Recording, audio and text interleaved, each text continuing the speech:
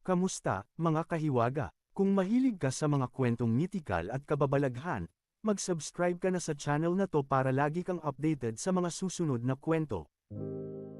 Sa lalawigan ng Samar, sa isang lugar na pinamumugaran ng ulap at tahimik na kagubatan, nakatago ang isang alamat na pilit binubura ng makabagong panahon, ang lungsod ng Biringan.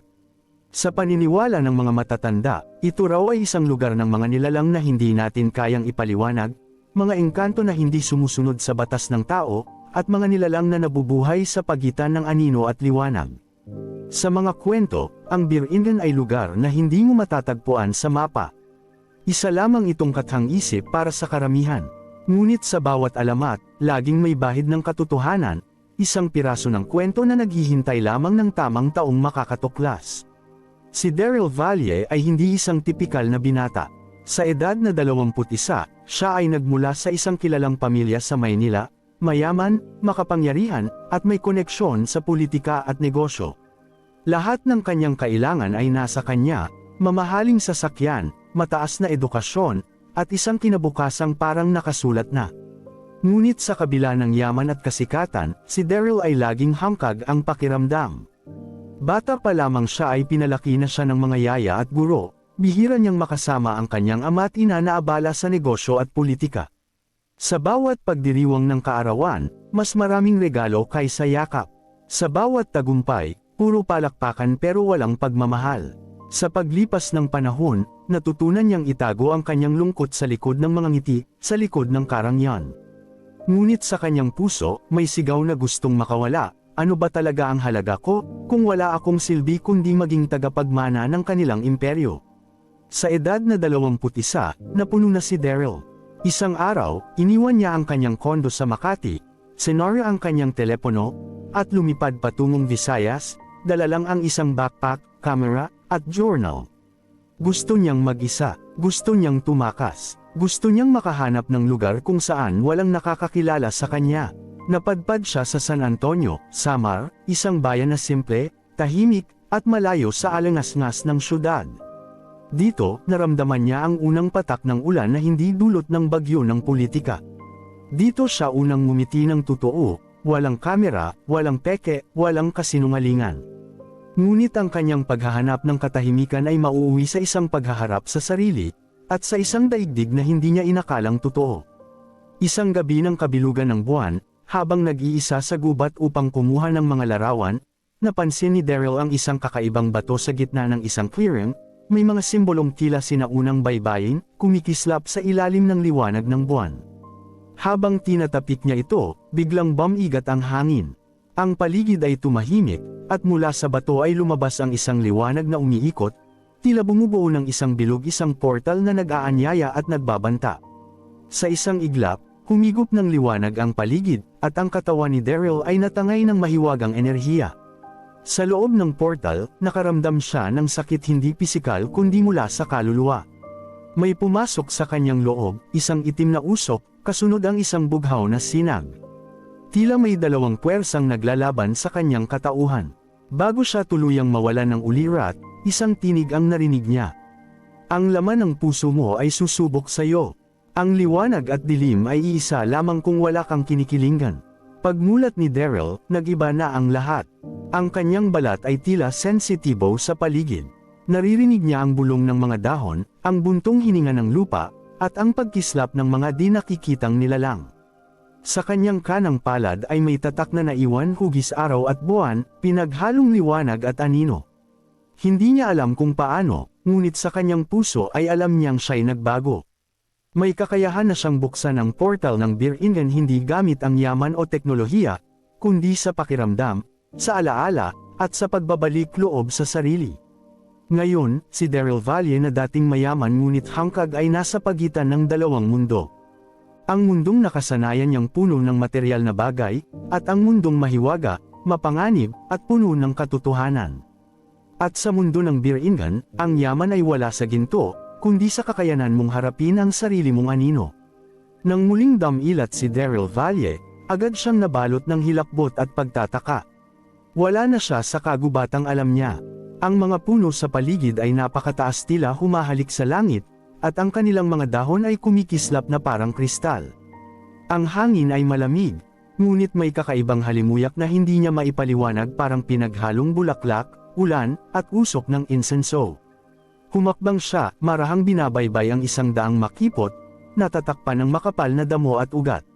Sa bawat paghinga niya, parang may nagmamasid. Ang mga anino sa gilid ng kanyang paningin ay gumagalaw, at ang lupa mismo ay tila lumulutang sa pagitan ng panaginip at realidad. Ngunit sa katahimikan ng mahiwagang gubat, isang tinig ang biglang sumambulat. "Tulong! Tulungan mo ako!" Boses ng isang babae, malambing ngunit takot na takot, galing sa may gawing silangan. Agad na kumabog ang dibdib ni Daryl, hindi sa takot, kundi sa isang likas na pagnanais na tumulong. Hindi siya nagdalawang isip, mabilis siyang tumakbo, tumatalon sa mga ugat at humahawi ng mga sanga. Hanggang sa makarating siya sa isang malawak na bahagi ng gubat, kung saan nakita niya ang isang dilag na nakasuot ng maputing damit, duguan ang lelayan, at takot na takot habang tumatakbo palayo sa tatlong anino ng mga lalaki, matatangkad, mababangas ang hitsura, at may hawak na mahahabang sibat na parang yari sa buto ng hayop. Ang babae ay hindi ordinaryo, ang kanyang buhok ay kulay pilak, ang mga mata ay tila kumikislap na parang bituin. Ngunit sa kanyang mukha ay kita ang sindak at pagmamakaawa. "Halika rito!" Sigaw ni Daryl habang hamarang sa pagitan ng babae at ng mga humahabol.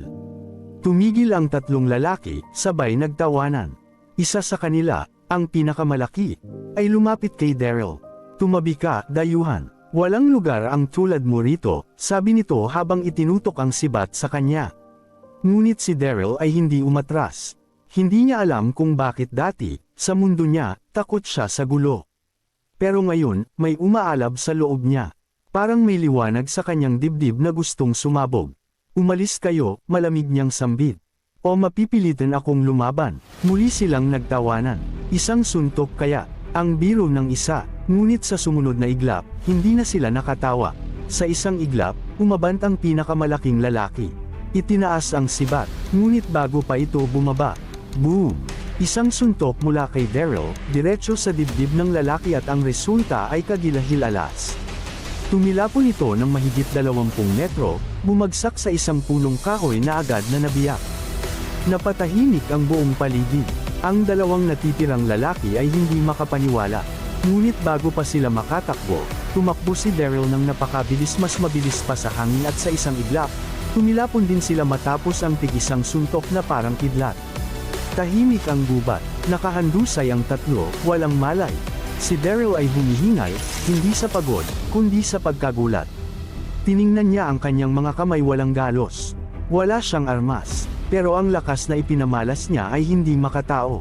"Ano to?" bulong niya. "Bakit ganito ako kalakas?" na may kamangha-manghang itsura niya sa mukha na may pagkagulat. "Ikaw," mahinang tinig mula sa babae. Lumapit ito, nanginginig pa, ngunit nakatitig sa kanya na parang may nakita siyang milagro. "Hindi ka ordinaryong tao, isa kang..." Hindi na niya tinapos ang sasabihin. Tumangala siya sa langit, at sa likod ng mga punong kahoy ay lumitaw ang isang kislap ng liwanag, bughaw, katulad ng nakita ni Daryl bago siya mawala ng malay sa portal. "Ano ang pangalan mo?" tanong ng babae. "Daryl. Daryl Valle." Ngumiti ang babae, kahit may bakas pa ng takot sa kanyang mukha. "Ako si Lyra, at andito ka sa Bear Inn, ang aking bahay." Naguguluhan man si Daryl, alam niyang wala na siyang babalikan sa lumang buhay niya. Ang daan sa mundong ito ay hindi lamang tungkol sa pagtuklas, kundi sa pagtanggap sa kung sino talaga siya. At sa unang pagkakataon, naramdaman niyang hindi siya walang silbi. Huminga ng malalim si Daryl habang pinagmamasdan ang kagubatan na tila biglang nanahimik matapos ang engkwentro. Sa tabi niya, si Lyra, ang misteryosang babae na niligtas niya, ay tahimik ding nakaupo sa isang batong basa ng hamog. Sa kanyang mga mata, may pagkamangha, ngunit may halong pag-aalala. "Salamat, kung hindi dahil sa'yo, baka wala na ako ngayon," mahina niyang sabi. Si Daryl ay napatitig sa mga kamay niyang hindi pa rin niya lubos maunawaan. "Hindi ko alam kung paano ko nagawa yun. Parang, kusang gumalaw ang katawan ko."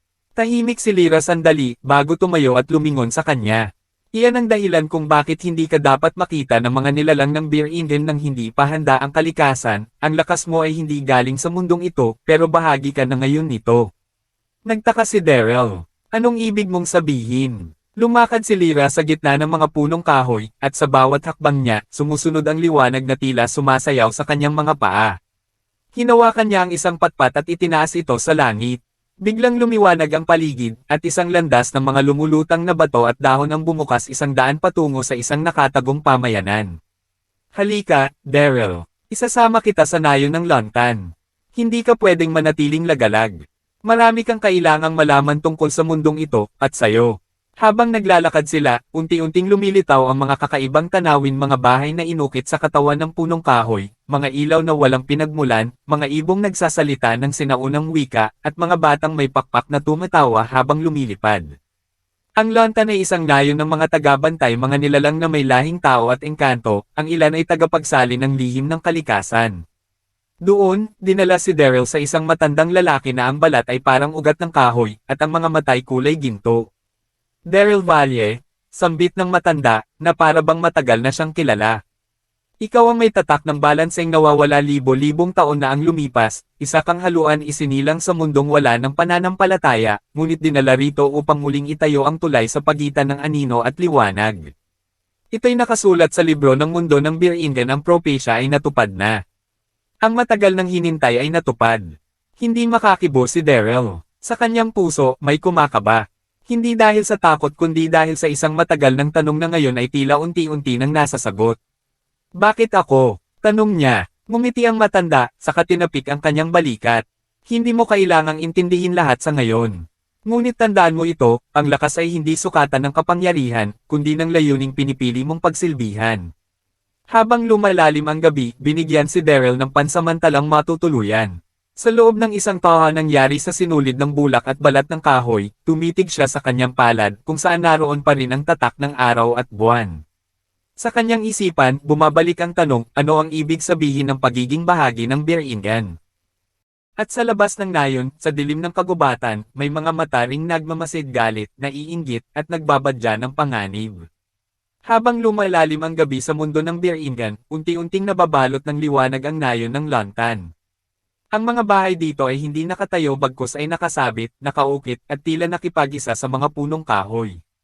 Ang mga bubong ay hinabi mula sa gininto ang dahon na hindi nalalanta, at ang mga haligi ay mga buhay na puno na kusa umanong bumaluktot upang maging tahanan. Sa gitna ng nayon ay may malaking punong kahoy na sinlaki ng bundok, tinatawag nila itong punong ina. Dito kinokolekta ang enerhiya ng kalikasan, at dito rin idinaraos ang mga banal na ritual ng mga tagabantay ng Biringan. Si Daryl, bagamat galing sa isang marangyang mundo, ay parang sanggol sa bagong daigdig na ito. Sa kanyang silid na gawa sa sinulid ng mga nilalang na tinatawag na hablo, siya ay nakaupo, nakatingin sa kanyang kamay na may kakaibang tatak, hugis araw at buwan na kumikislap tuwing siya'y nakakaramdam ng matinding emosyon. Sa loob ng ilang araw, nanatili si Daryl sa nayon. Pinakain siya ng mga pagkaing hindi niya alam na maaaring kainin, mga prutas na sumisigaw kapag hinog na, inuming kulay itim na parang tintong ngunit matamis sa dila, at tinapay na gawa sa usok ng nasunog na bulaklak. Ngunit higit sa lahat, sinimulan niyang makinig. Ang mga matatanda sa nayon ay hindi nagtuturo gamit ang mga aklat, kundi sa pamamagitan ng salita, alaala, at panaginip. At sa bawat gabing natutulog si Daryl, pinapadalaw siya ng mga panaginip na buhay, mga alaala ng mga nilalang na namuhay noon sa Biringan, ng mga digmaan, ng pagkawasak, ng pagtataksil, at ng paghahanap sa sisidlan ng balanse. Sa unay ayaw niyang tanggapin bakit siya. Isang taong tumakas lang sa sariling mundo. Isang lalaking iniwan ang lahat dahil lang sa pagkabagot. Ngunit habang lumilipas ang mga araw, nagbabago ang tibok ng kanyang puso. Unti-unti niyang nararamdaman ang tawag ng lugar. Isang awit na hindi niya maintindihan, ngunit naririnig sa bawat bulong ng hangin, sa bawat pag-indayog ng dahon. At sa mga mata ng mga nilalang sa paligid, siya ay tinitingala hindi bilang tagapagsadyep, kundi bilang bahagi ng isang mas malaking kwento na matagal nang nakaukit sa kasaysayan ng Biringan. Isang umaga, ginising siya ni Lyra, ngayon ay mas kampante at malapit na sa kanya.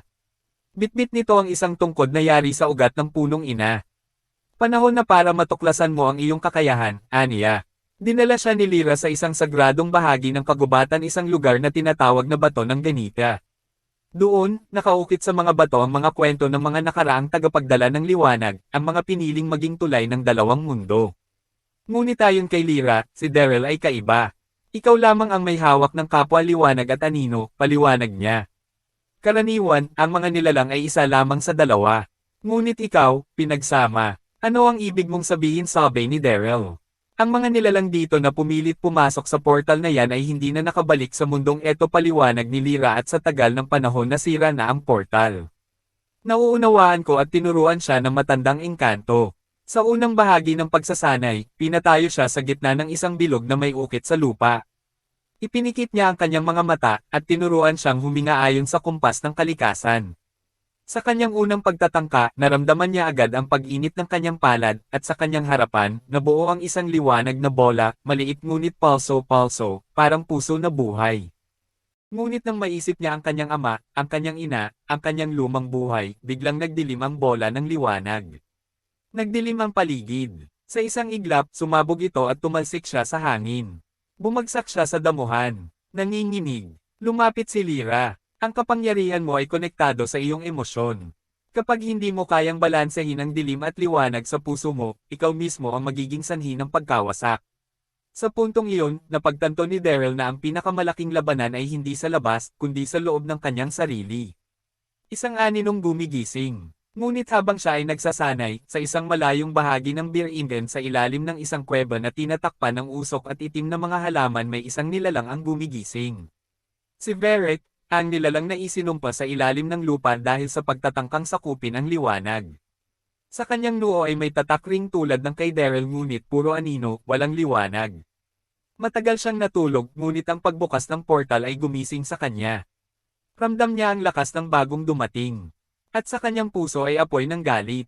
Dumating na siya, anas ni Varric habang minamasdan ang itim na tubig ng ilog ng anino. Ang may kapangyarihang dapat ay sa akin. At sa oras na maging buo siya, kukunin ko ang lahat. Pagkaraan ng isang linggo mula nang mailigtas si Lyra, inanyayahan si Daryl na bumaba mula sa mataas na silid ng kanyang pahingahan upang tuluyang ipakilala sa buong nayon ng Longtan. Hindi pa rin siya makapaniwala sa kanyang nakikita. Ang nayon ay parang buhay na pintura, likas, magulo ngunit buo, at puno ng mahika na sa mundo ng mga tao ay matagal nang nilimot o tinatawanan. Ang Longtan ay nakatago sa gitna ng kagubatan, sa mga ugat ng mga punong mas matanda pa sa alamat. Walang sementong daan, walang mga bubong na yero, at walang anumang palatandaan ng makabagong mundo. Ngunit dito umiiral ang isang payak na pamumuhay, isang buhay na umaasa sa pakikipag-ugnayan sa kalikasan at sinaunang mahika. Habang naglalakad si Daryl sa gitna ng nayon, maraming bagay ang kanyang napansin. May isang babaeng matanda na nagpapainom ng tsaa sa mga batang may lagnat. Ngunit ang tsaang iyon ay pinakuluan sa apoy na lumulutang sa hangin, apoy na sumisibol mula sa palad niya, hindi sa kahoy. Sa gilid, may mga weavers, lalaking hinabi mula sa damo at usok na naghahabi ng tela gamit ang mga sinulid ng liwanag na inaani mula sa umagang hamog. Ang tela'y hindi nasasayre kahit mabasa, at nagiging mainit kapag taglamig. May mga kabataan na naglalaro ng bato, likha, isang laro kung saan naglalaban ang mga nilikhang gawa sa putik at hininga ng bata. Ang bawat bato ay buhay, maliit ngunit mabilis, na tila may sariling isip. Ang kanilang simbahan ay isang malaking balete, at ang mga dasal ay hindi binibigkas, ito'y iniisip lamang, dinadala ng hangin, at sinasagot ng mga sanga na gumagalaw upang magbigay ng mga palatandaan. Sa gabi, walang kuryente, ang ilaw ay mula sa mga bulaklak na umiilaw kapag pinapakain ng tinig. Sa bawat huni ng kanta, mas nagliliwanag ang paligid. Ang gabi ay hindi nakakatakot, ito'y sining. Si Daryl ay parang sanggol sa mundong iyon. Hindi siya pinagtatawanan, ngunit madalas ay tinuturuan. Kapag siya'y nagkamali, tinutuwid siya ng mga matanda sa paraang mapagkalinga, hindi para ipahiya, kundi para ipadama sa kanya na lahat ay nag-aaral, kahit na ang pinakamakapangyarihan. Hindi sila sibilisado ayon sa pamantayan ng daigdig ni Daryl. Walang pamahalaan, walang pera, walang hukbo. Ngunit mayroon silang 3 batas na iginagalang ng lahat. Huwag ariin ang likas. Lahat ng bagay ay galing sa kalikasan, kaya't hindi ito maaaring angkinan kahit lupa, tubig, o liwanag.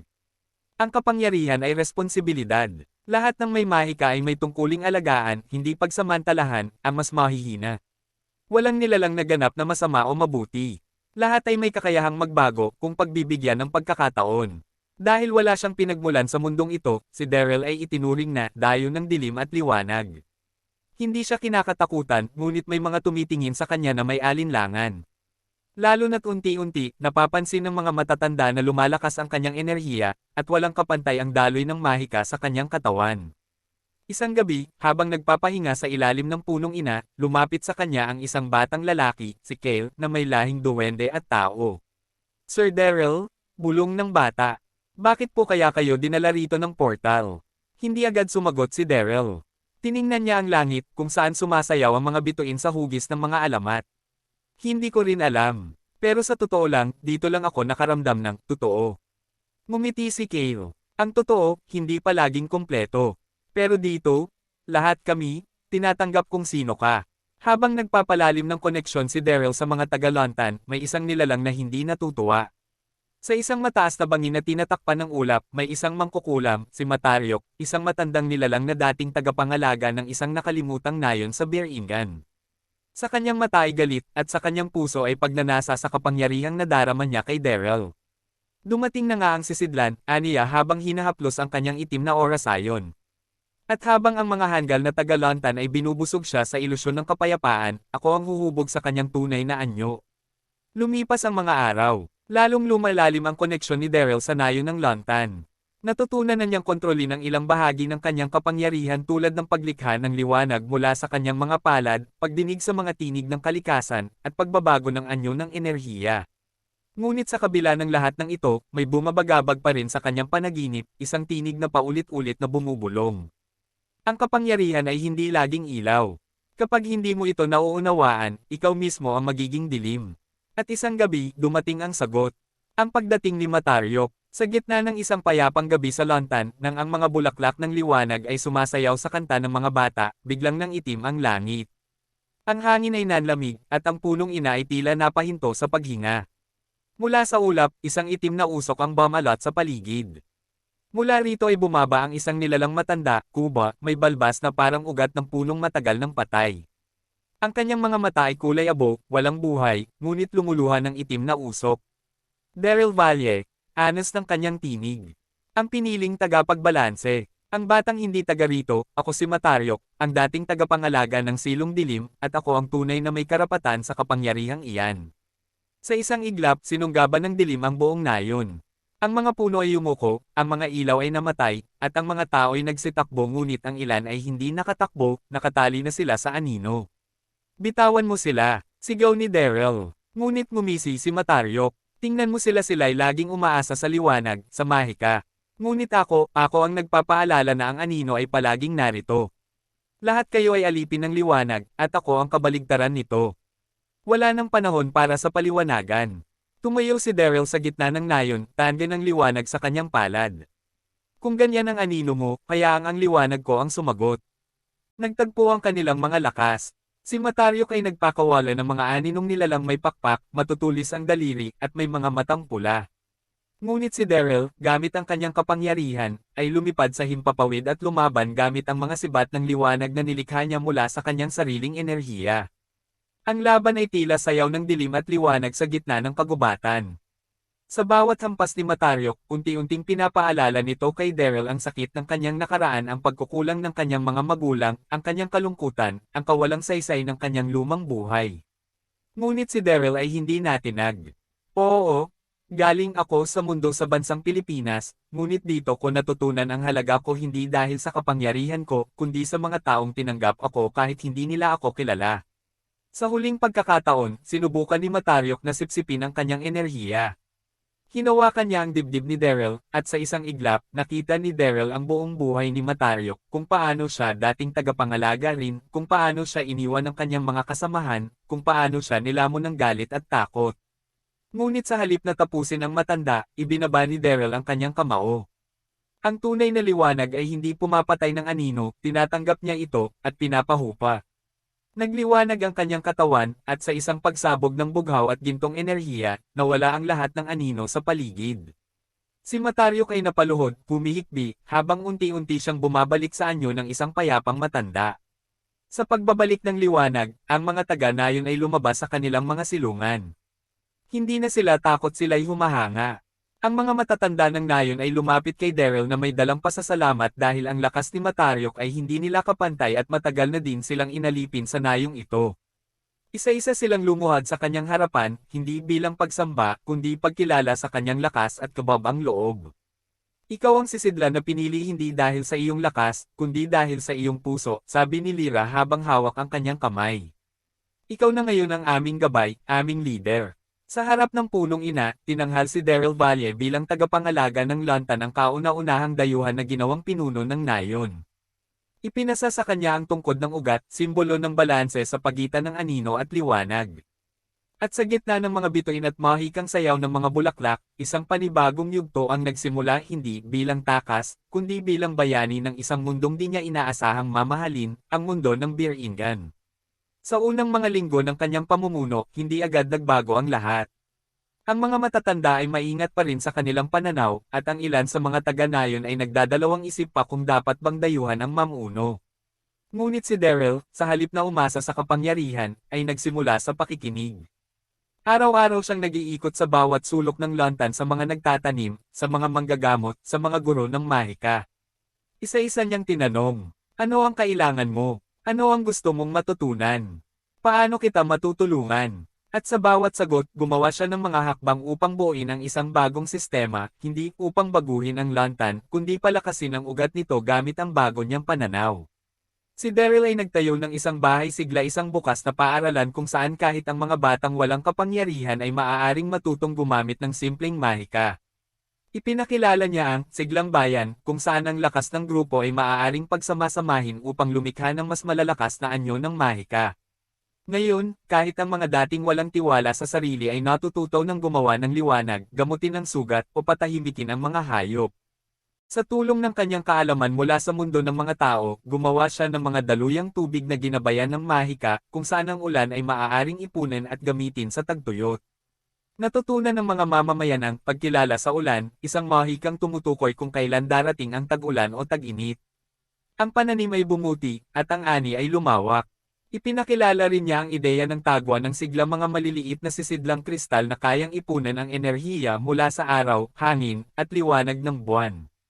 Ginagamit ito sa mga gabi ng bagyo upang panatilihing maliwanag ang nayon at mainit ang tahanan. Makalipas ang isang buwan, dumating ang panahong kailangan na ni Daryl na palawakin ang abot ng lantan. Sa pamamagitan ng gabay ni Lyra at ng mga matatanda, sinimulan niya ang pakikipag-ugnayan sa mga dayong nayon at mga nilalang mula sa iba't ibang sulok ng Beer Ingan. Ang una niyang nakilala ay ang mga mangangalakal mula sa araw na si Luna, isang bayan na kilala sa kanilang sining ng pagbuo ng mga bagay mula sa liwanag ng buwan. Dumating sila sakay ng mga bughaw na ibon na kasing laki ng kabayo, at nagdala ng mga tela na nagbabago ng kulay ayon sa damdamin ng nagsusuot. Ipinagpalit nila ito sa halamang gamot mula sa lantan, na sinabing kayang pagalingin ang kahit anong sakit kung ang pusong gagamit nito ay dalisay. Isang linggo matapos ang unang kalakalan, dumating ang mga Keitolonan ng himpapawid mula sa islang lumulutang sa kanluran ng Beer Ingan. Sila'y mga nilalang na may pakpak, nakasuot ng hibo ng ulap, at may kakayahang maghatid ng mensahe kahit sa pinakalayong dako ng mundo. Nakita nila ang kaayusan ni Daryl, at inalok siya ng alyansa, kapalit ng proteksyon at pagkain, bibigyan nila ang lantan ng akses sa lihim na daan ng hangin, isang mabilis na ruta patungo sa sentro ng Beer Ingan. Ngunit hindi lahat ng pakikipag-ugnayan ay mabuti. May mga mangangalakal na tahimik, nakaitim, at walang pangalan kilala bilang mga aninong tahimik. Daryl ay hindi agad nagtiwala, ngunit sa isang lihim na pagpupulong sa ilalim ng balete, inalok nila siya ng isang bagay. Kaalaman mula sa labas ng Beer Ingan. Isang mapa papunta sa pinagmula ng iyong kapangyarihan. Sa lahat ng ito, nanatiling bukas ang puso ni Daryl sa kanyang mga kababayan. Hindi siya namuno sa utos, siya ay nanguna sa halimbawa. Tinuruan niya silang magtulungan, magtanong, at magtiwala sa sarili't isa. Unti-unti, ang nayon ay hindi na lamang isang tagong komunidad. Ito'y naging sentro ng pag-asa, isang lugar kung saan ang liwanag at mahika ay hindi lamang kapangyarihan, kundi paraan ng pamumuhay.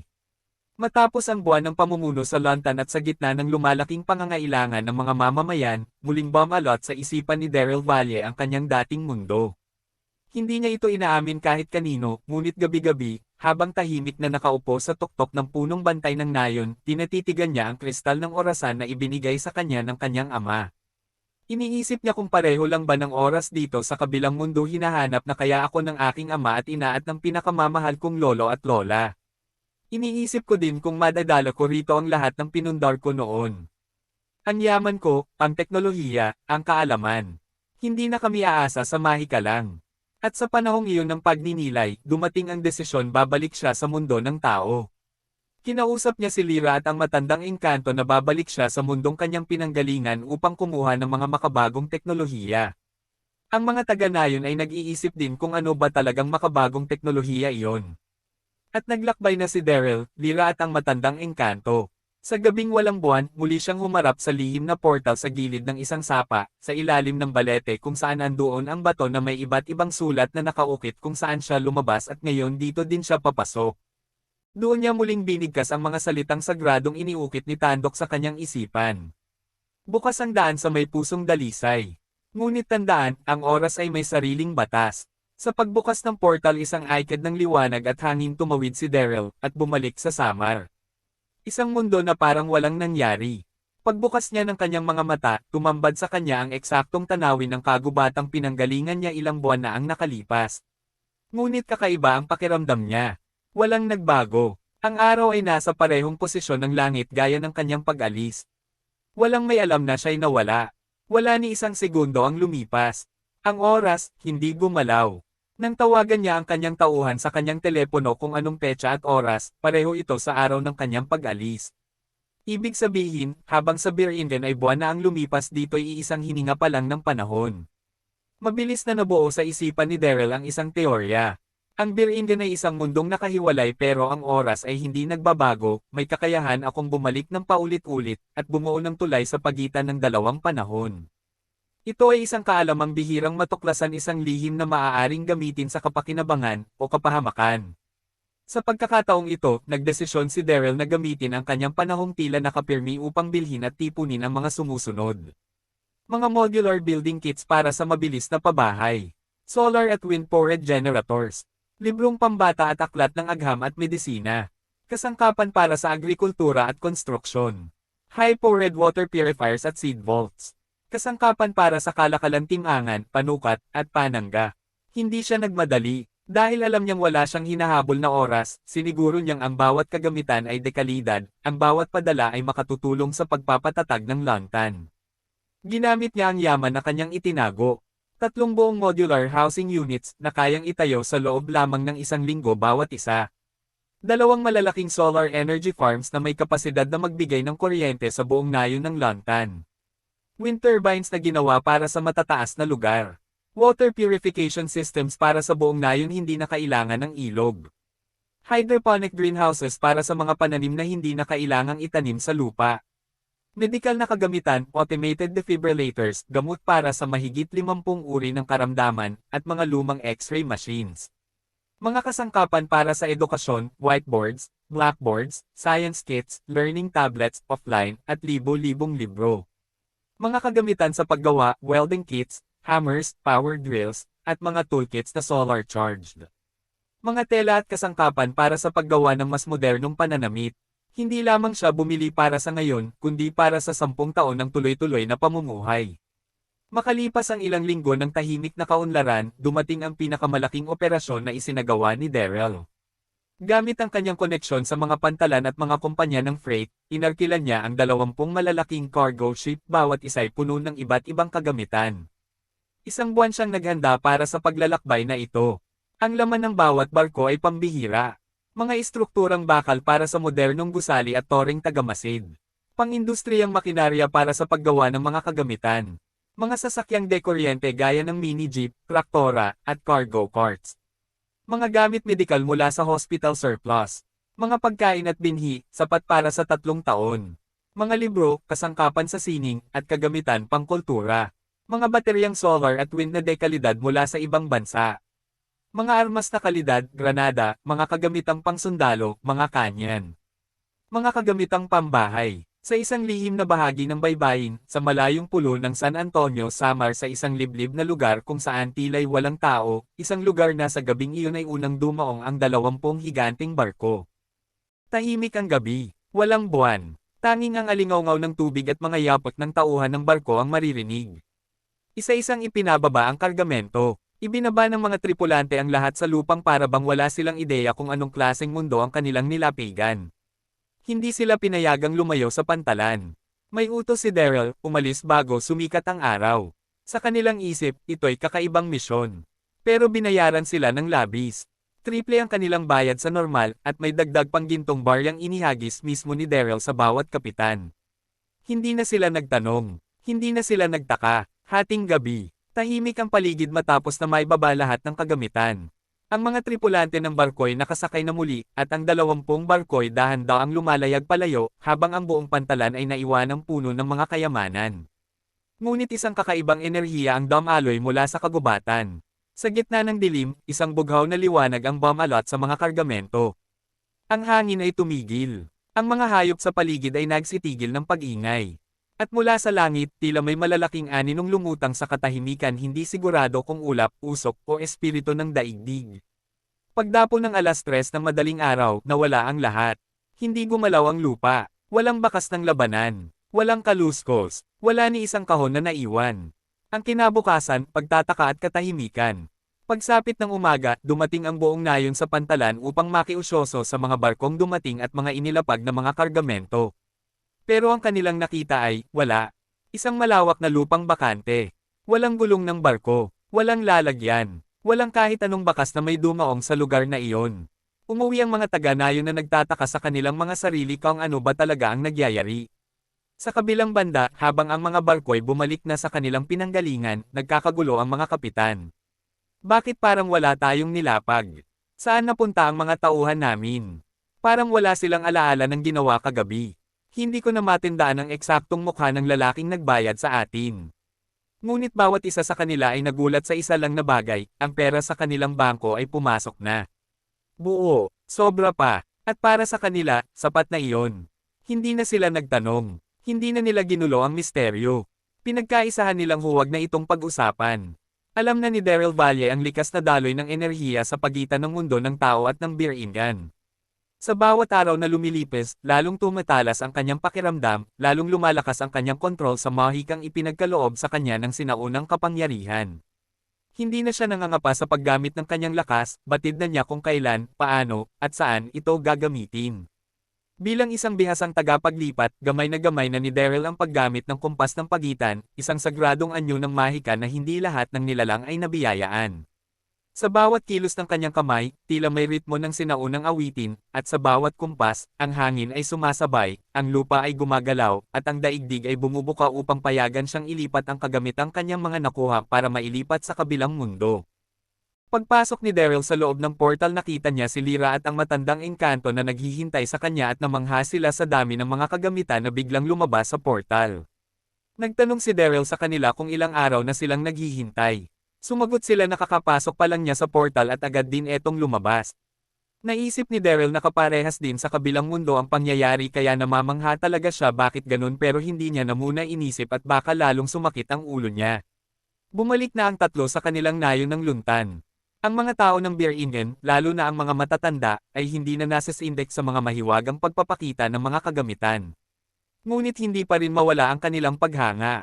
Para sa kanila, si Daryl ay hindi na lamang leader kundi isang tulay ng himala sa pagitan ng sinaunang mahika at makabagong mundo. Sa bagong mahika ni Daryl na kayang itago at ilabas ang mga gamit, ay naging mas madali sa kanya ang lahat ng mga gawain. Sa ilalim ng buwan, kapag ang ulap ay nakalutang sa kalmadong langit, at ang Biringen ay nakabalot sa katahimikan, tumatayo siya sa isang mataas na burol na ngayon ay tinawag na burol ng dalawang mundo. Sa kanyang harapan ay isang malawak na espasyo, isang parang na tila sinadyang linisin upang maging landing area ng kanyang mahikang pagdadala. Kapag handa na siya, iniangat niya ang kanyang kanang kamay, at marahang iginuhit ang isang bilog sa ere, sinundan ng 2 guhit na tila alon. Sa isang iglap, isang liwanag ang sisiklab sa harap niya, at sa loob ng ilang segundo, isa-isang lilito ang mga kargamento, maayos na nakalagay, nakapalat, handang ipamahagi. Isang gabi, naglipat siya ng 20 unit ng prefab na gusali para sa mga paaralan, 50 solar lamppost, kahon-kahong aklat mula sa mga kilalang unibersidad, makina para sa irrigation at water filtration, at 5 sasakyang all-terrain na maaaring gamitin sa bundok at kapatagan. Lahat ng iyon, sa 3 kumpas lamang. Ang mga manggagawa ay walang humpay sa pagtatrabaho. At si Lyra, ang kanyang kanang kamay, ay namamahala sa mga grupo ng mga trabahador mula sa iba't ibang panig ng Biringen na gustong maging bahagi ng bagong mundo. Habang lumalalim ang kanyang pamumuno, lalong tumitibay ang tiwala ng mga tao sa kanya. May mga nagsimulang magsuot ng agimat na may simbolo ng kumpas. May mga bata na ginagaya ang kanyang pagkumpas tuwing sila ay naglalaro. Sa mga pader ng mga bagong gusali, may ukit ng kanyang larawan, isang lalaking may isang kamay sa ere, parang isinusulat ang kinabukasan. Si Daryl, sa kabila ng kapangyarihan, ay nanatiling mapagkumbaba. Alam niya, ang bawat kumpas ay may kapalit, at ang lakas ay hindi walang hanggan. Ngunit sa isang gabi ng paglipat, sa kanyang ikaapat na kumpas, may naramdaman siyang kakaiba, isang malamig na hangin na dumaan sa kanyang batok. Ang paligid ay tila lumabo, at sa gilid ng kanyang paningin, isang itim na aninong walang mukha ang dumaan. Hindi lahat ng nililipat ay dapat narito. Biglang nawala ang anino. Napapitlag si Daryl. At sa unang pagkakataon matapos ang maraming buwan, nagtanong siya sa sarili. Hanggang saan ba ang limitasyon ng aking kakayahan? At may nilalabag ba akong hindi ko pa nalalaman? Sa gitnang gubat ng gintong daon isang militaristikong lungsod na pinamumunuan ng Haring Rafael, isang mabagsik at tusong pinuno na naniniwalang ang lakas at disiplina ang dapat mangibabaw. Dahilan ng inggit, nakita nila na sa loob ng ilang buwan, si Daryl ay may kastilyo na, samantalang sila ay ilang siglo nang nakatigil ang progreso. Hindi sila naniniwala sa paggamit ng mortal magic mula sa labas ng mundo. Inggit sila sa pagdagsa ng kalakal at tao sa Birmingham. Magpadala ng mga especially iya upang tuklasin ang kahinaan ni Daryl. Magkunwaring kakampi upang sa huli maangkin ang portal papuntang daigdig ng tao. Sa lungsod ng Dayanak malapit sa lawa ng Kalungmas, isang lugar ng mga salamangkero at orakulo. Isang lungsod ng mga mambabarang at manghuhula, pinamumunuan ni Kasulaya, isang 300 taong gulang na tagapangalaga ng sinaunang kaalaman. Dahilan ng inggit. Ayon sa propesya nila, walang mortal ang dapat yamuurak sa kapangyarihan ng Birmingham, kaya tingin nila kay Daryl ay isang banta sa balanse ng daigdig. Inggit sila sa bilis ng pag-asenso ng mga tao sa kaharian ni Daryl, samantalang sila ay nananatiling nakatali sa mga lumang ritual. Gamitin ang mahika para guluhin ang mga supply ni Daryl. Gumawa ng ilusyon upang linlanggan ang mga tagasunod niya. Pamayan ng Pulang Ulap Red Cloud Tribe. Sa hilagang kabundukan ng mahapdi ang tribo ng mga matitinding mandirigma na may kakayahang makipag-ugnay sa mga espiritu ng apoy at hangin. Pinamumunuan ni Panglima Ermitan, isang maharlikang tagapagmana na nawala ang kanyang titulo sa isang matagal ng labanan. Dating sila ang pinakakilala at pinakamakapangyarihang pamayanan sa Hilaga, ngunit ngayon ay unti-unting nawawala ang impluwensya. Natatakot sila na mapalitan ang tradisyonal na pamumuhay ng mga tao sa Birmingham. Magplano ng biglaang pagsalakay upang agawin ang mga kagamitan at teknolohiya. Udyukin ang mga tribong hindi pabor kay Daryl upang mag-alsa. Patayin si Daryl kapag natiyak nilang mahina siya. Sa kalakhanang tinambak malapit sa hangganan ng Birmingham sa timog, sa isang latian na ginawang lungsod. Isang lugar ng mga mangangalakal at politikong gaaman, kilala sa panlilinlang at mapanlinlang na pakikipagkalakalan. Pinuno, Dato Malumbay, isang matandang matalino pero tuso. Nababawasan ng mga dumadaang negosyante sa tinambak dahil pinipili na ng mga mangangalakal ang Birmingham. Naiinggit sa pagiging patas ni Daryl sa mga trabahador at kalakal, bagay na hindi nila kayang tularan.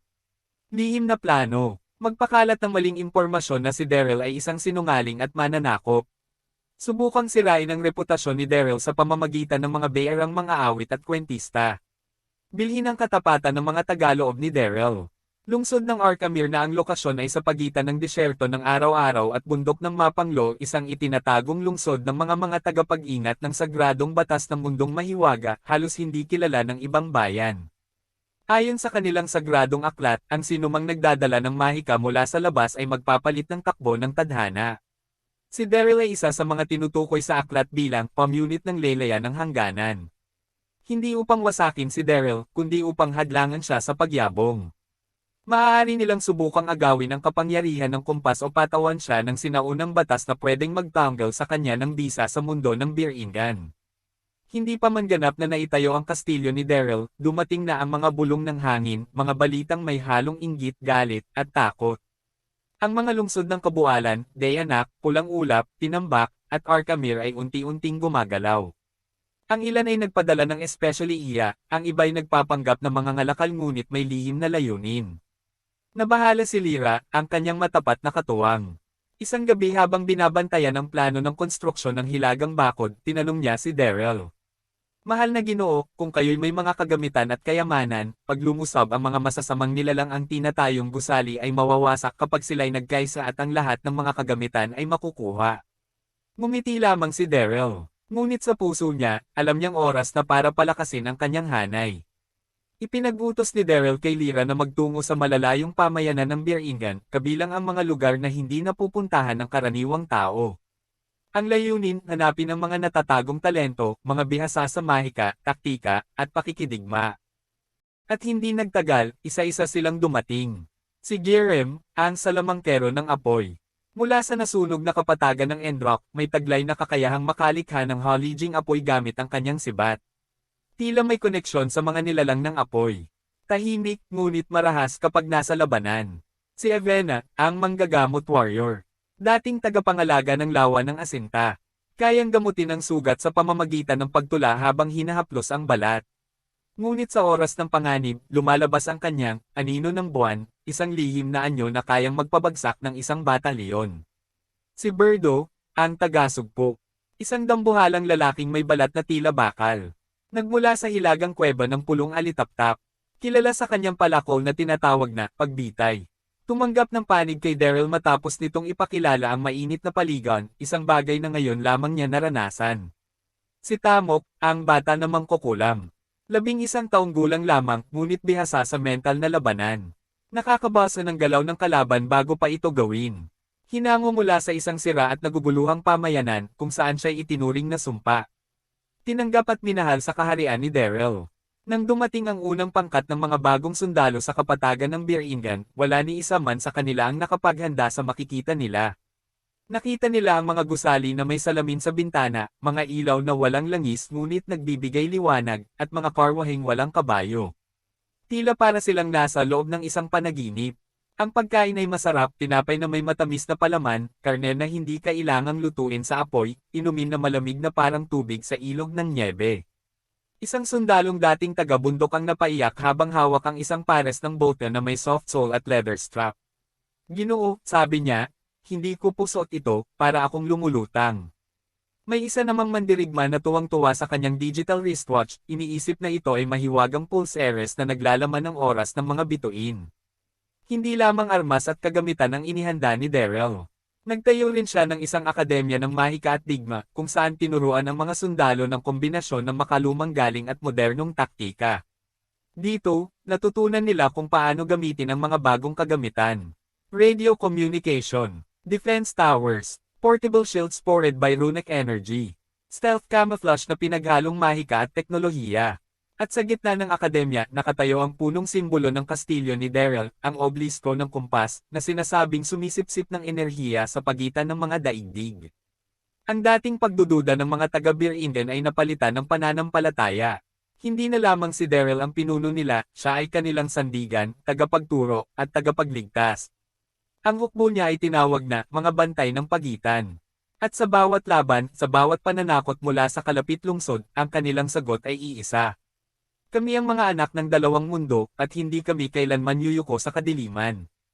Habang unti-unting umuunlad ang bagong lungsod ng Birmingham, napansin ni Daryl na tila hindi kailanman naging balakid ang kawalan ng formal na edukasyon ng mga mamamayan. Sa kabila ng kanilang simpleng pamumuhay noon, na umaasa lamang sa panggagamot ng halamang ugat, mahikang proteksyon, at mga pamahiin, napakadali nilang natututo ng mga modernong konsepto. Isang araw, habang tinuturuan ni Daryl ang isang grupo ng manggagawa kung paano ay konekta ang mga panel ng enerhiya mula sa solar crystal patungong power conduit, napansin niyang kahit isang paliwanag lamang, agad na naintindihan ng mga ito ang konsepto ng kuryente, sirkulasyon ng enerhiya, at polarity. Ganito ang daloy ng kuryente. Ang positibo at negatibo ay kailangang magkakabit upang makabuo ng siklo. Paliwanag ni Daryl habang gumuguhit sa hangin gamit ang chalkstick na may asul na apoy. Paglingon niya, naroon si Garen, isang panday ng bakal, at si Alina, tagapangalaga ng tubig. Nakagawa na agad ng prototype ng simpleng charge controller na gawa sa tinunaw na mithril at gininto ang buhangin. Naiintindihan ko po, Ginoo, ani Alina. Ang enerhiya ay parang agos ng ilog, kailangang idaan sa daluyan para hindi ito sumabog sa lawa. Nagulat si Daryl. Paanong? Ngumiti si Lyra, lumapit sa kanya, dala ang isang-isang aklat. Ang paglalagay ng canyon sa taas ng pader, paglalagay ng surveillance, mga armas na automatic, mga drone na lumilipad na may kasamang pampasabog, ito ay itinuro ng libro na dala-dala ni Daryl galing sa kabilang mundo gamit ang kanilang mahika madaling naisalin sa kanilang isipan. Iyan ang biyaya ng ating dugo, mahal na Ginoo. Ang mahika dito sa Beer England ay may kakayahang iugnay ang isipan ng tao sa kalikasan at sa logika ng paggalaw ng mga bagay. Kapag itinuro mo ang prinsipyo kahit hindi pa nila nararanasan, na iintindihan ito ng kanilang diwa dahil ang mahika ay nagpapalawak ng kamalayan. Sa lungsod ng Beer England, ang mahika ay hindi lang kasangkapan, ito ay katalinuhan na gising. Tuwing may bagong ideyang itinuturo si Daryl kung paano gumagana ang presyon ng hangin sa mga water pipes, kung paano umiikot ang gulong ng mga makabagong karwahe, kung paano nagre-react ang metal sa init, ang mismong hangin ng paligid ay parang nagiging gabay sa pag-unawa. Nagmistulang mga siyentipiko at inventor ang mga taga-Beer England sa loob lamang ng mga buwan. Ang mga kabataang dating naghahabol ng paru-paro, ngayon ay nag-eeksperimento na sa gravity-based lift systems. Ang mga manggagamot ay natuto ng radiation therapy sa pamamagitan ng mahika gamit ang sinag mula sa gintong buwan ng Beer England. Dahil dito, ang mga gusaling itinayo ay naging mestizo ng dalawang mundo. May elevator na umaandar gamit ang mahikang spiral drive. May mga kanyon na pinapaapoy hindi ng gasolina kundi ng sigaw ng kidlat. Pinagsama ang quartz processor ng teknolohiya at thought-bonded stones ng Beer England. Ang mga eskwelahan ay nagtuturo ng physics, engineering, magic, logic, and alchemy. Kaya sa tuwing si Daryl ay magtuturo, sapat na ang isang simpleng paliwanag para maunawaan ang komplikadong siyensya. Ang kanyang mga salita ay parang sinasali ng mahika sa pinakaangkop na anyo para sa bawat isipan. Ang makina ay parang puso, kailangan ng balanse, ritmo, at lakas, aniya isang araw. Sa gabing iyon, nakalikha ng unang magic-powered engine ang mga estudyante sa paaralang inhinyerya ng lungsod ng Beer England. Dahil sa kahangahangang pagsasanib ng karunungan at mahika, ang lungsod ni Daryl ay naging bukod tangi sa lahat ng mundo. Isang lugar kung saan ang mahika ay ginagamit upang maunawaan ang siyensya, at ang siyensya ay nagpapatingkad sa ganda ng mahika. At sa ilalim ng kanyang pamumuno, ang mga mamamayan ng Beer England ay hindi lamang nabubuhay. Sila'y umuunlad, lumilikha, at nagbibigay liwanag sa buong kaharian. Ang pagbubukas ng kastilyo ng dalawang mundo.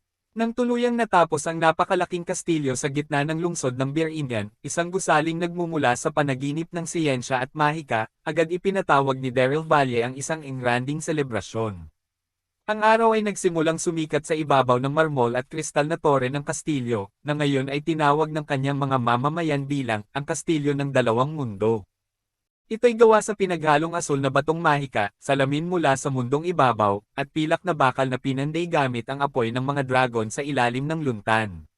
Sa gitna ng trono hall, nakatayo ang trono ni Daryl, nililok mula sa molave at pininturahan ng ginto at esmeralda. Nakapaligid dito ang kanyang mga bantay, mga sundalo at alagad, lahat ay nakasuot ng makabagong baluti, pinagsanib ang disenyo ng mga high-tech na armor at tradisyonal na kasuotan ng Beer England. Sa saliw ng trompeta na gawa sa sungay ng bundok, bumukas ang malalaking pintuan ng kastilyo. Isa-isa nang pumasok ang mga bisita mula sa iba't ibang kaharian ng mahiwagang mundo. Ang maharlikang alab ng pulang ulap, sakay ng lumilipad na elepante, na may baluting brilyante. Ang kabahayan ng alon mula sa silangang dagat, na ang mga damit ay gawa sa sinulid ng isda at perlas. Ang mga tagabantay ng ulap may pakpak na parang balahibo ng phoenix.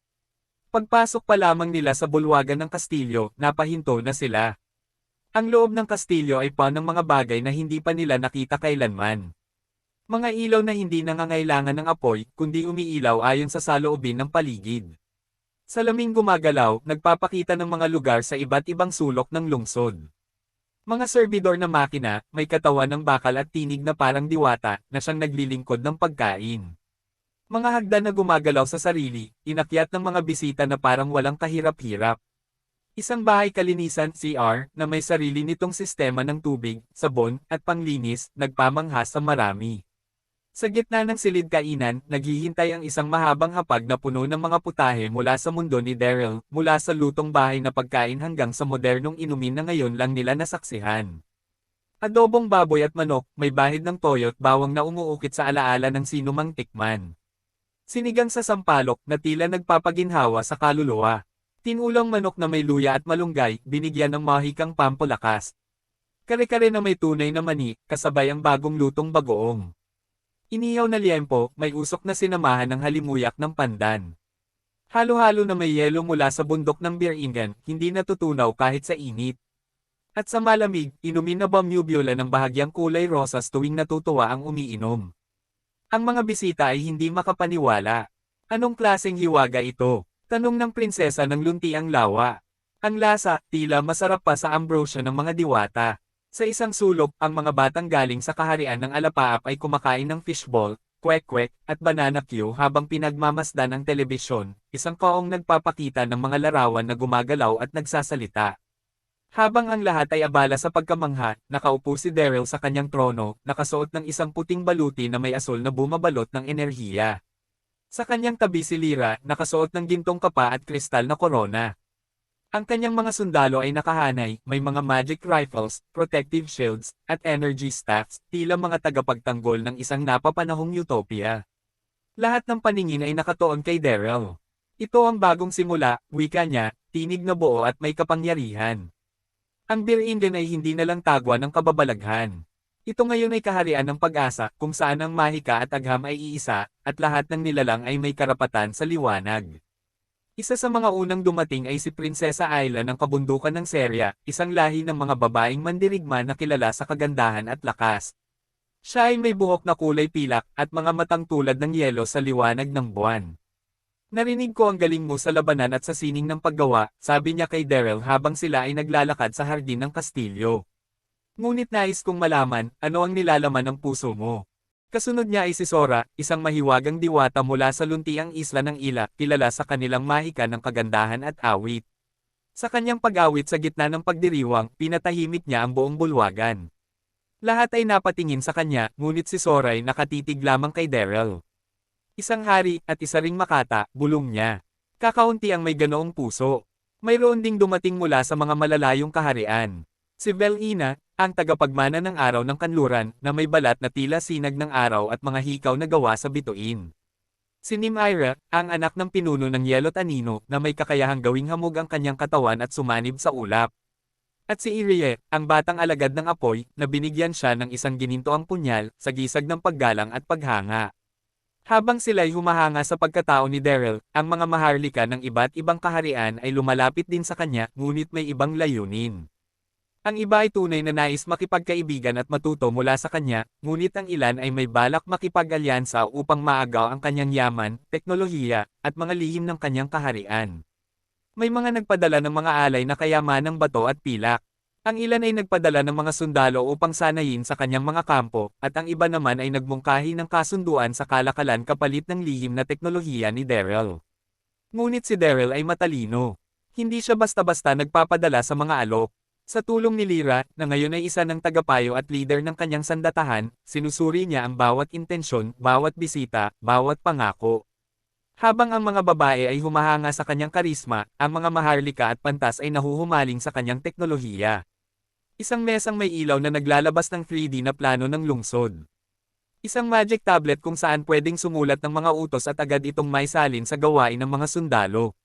Mga gamit sa kusina tulad ng kalan, ref, oven, at rice cooker na tila himala para sa mga bisita. Sasakyang may gulong na tumatakbo kahit walang hayop, kalyasang may makina. At isang maliit na kahon na naglalabas ng mga awitin, kwento, at larawang gumagalaw, na tawagin nilang salamin ng alaala. Habang si Daryl ay inaabot ng mga paanyaya at mga pangakong alyansa, unti-unti rin niyang nararamdaman ang bigat ng kanyang kapangyarihan. Marami ang humahanga sa kanya, ngunit ang paghanga ay may kasamang pagnanais, at hindi lahat ay may mabuting layunin. Habang nakatayo siya sa balkonaheng gawa sa kristal ng palasyo, tinanong siya ni Lyra. Ano sa palagay mo ang hinahanap nila sa'yo, Daryl? Pag-ibig, kapangyarihan, kaalyado, o simpleng milagro? Napatingin siya sa malawak na lungsod na kanyang pinatatakbo, sa mga liwanag na tila mga bituin sa lupa. Lahat ng iyan, Lyra. Ngunit higit sa lahat, hinahanap nila ang pag-asa. Sa pagtatapos ng engranding selebrasyon ng pagbubukas ng kastilyo ng dalawang mundo, unti-unting kumalma ang gabi. Ang mga panauhin ay nagsibalik sa kani-kanilang mga silid, busog sa pagkain, aliw sa kasayahan, at baon ng alaala ng mga himala ng bagong lungsod ni Daryl.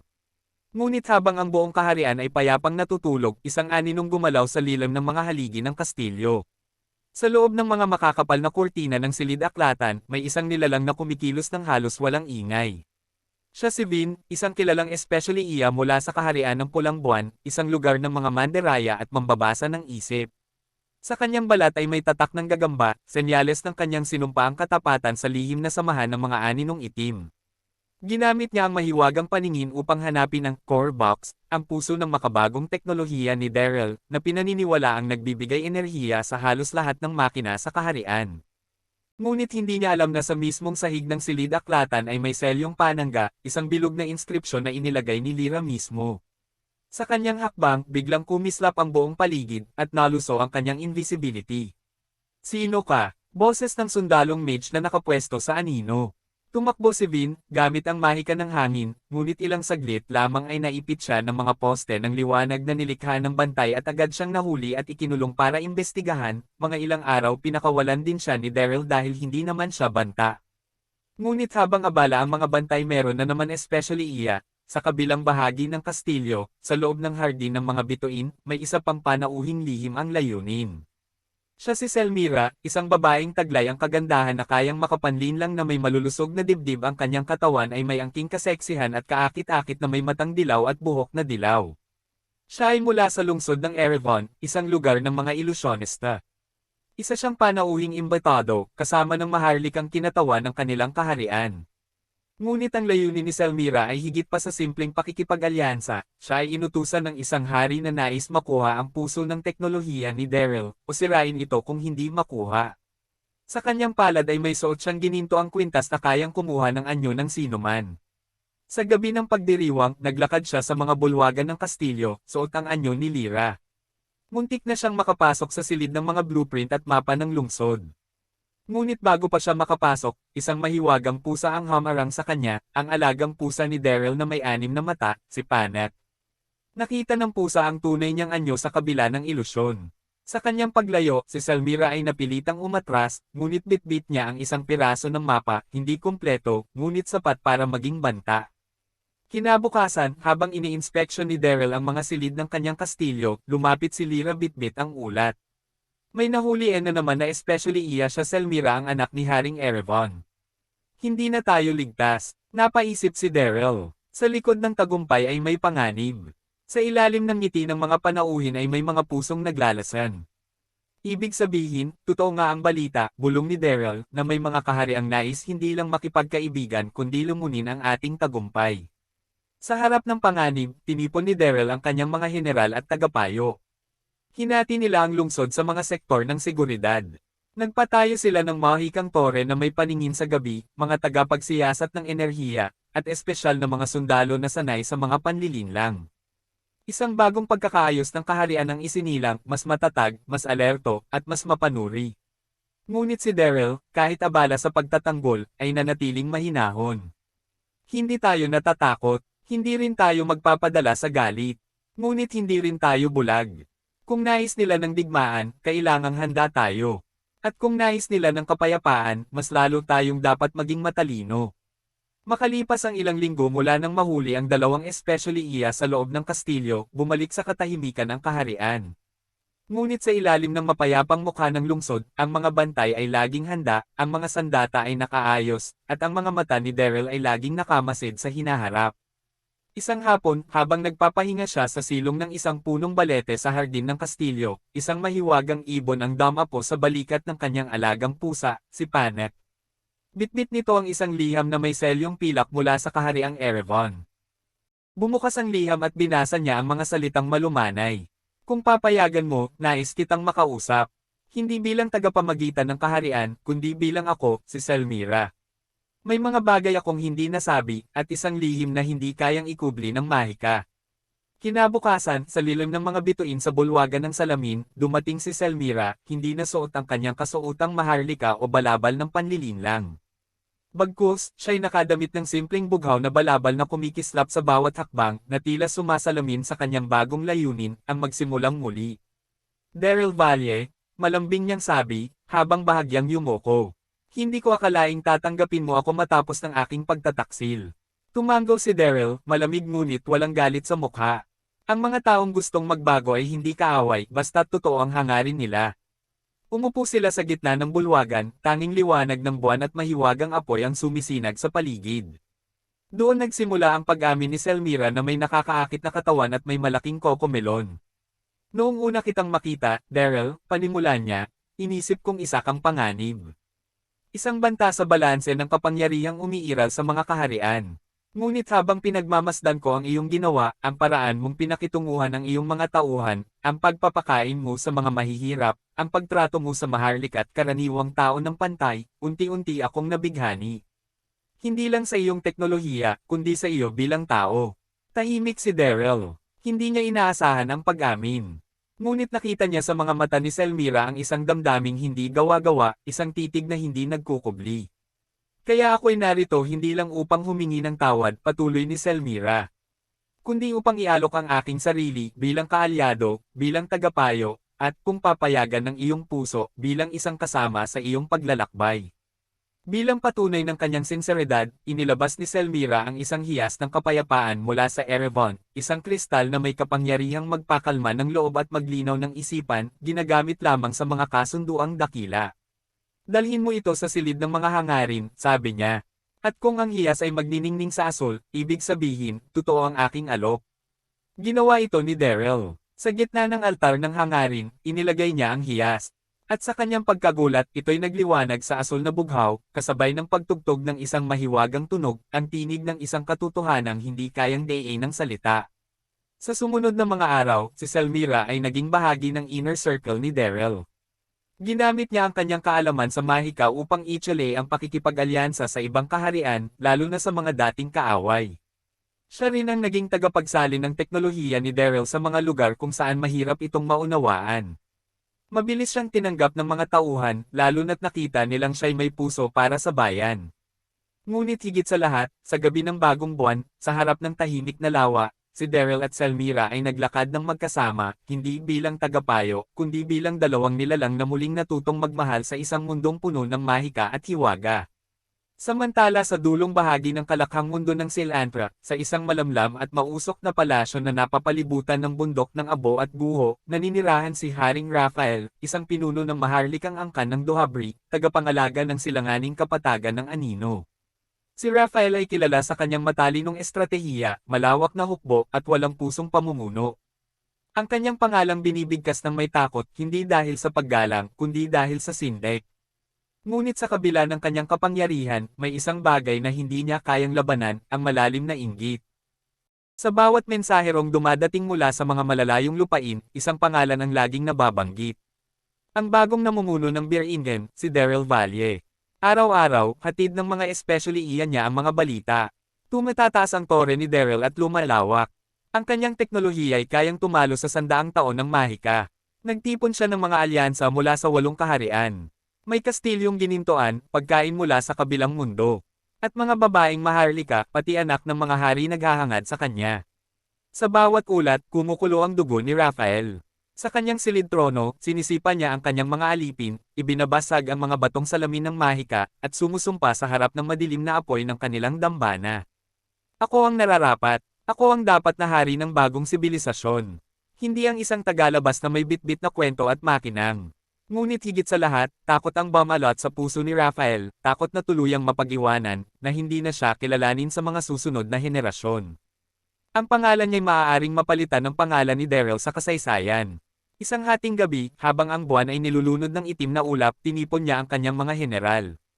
Lahat ay nakasuot ng baluting bakal, may mga mata ng anino at sigaw ng kadiliman. Sa gitna ng silid ay ang mapa ng 8 rehiyon. Itinaas ni Haring Raphael ang kanyang espada, at buong lakas na inutos. Ihanda ang 100,000 sundalo.